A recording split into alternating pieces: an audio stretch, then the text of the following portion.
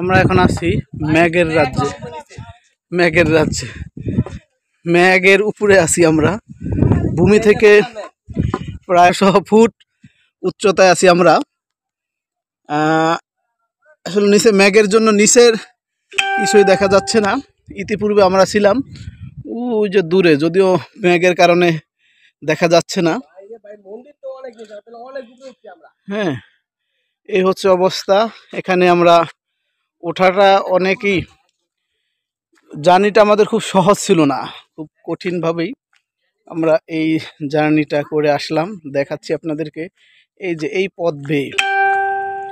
পথ বেয়ে আমরা উঠেছি। দেখুন কতটা কঠিন এবং ভয়াবহ একটি যাত্রা ছিল আমাদের।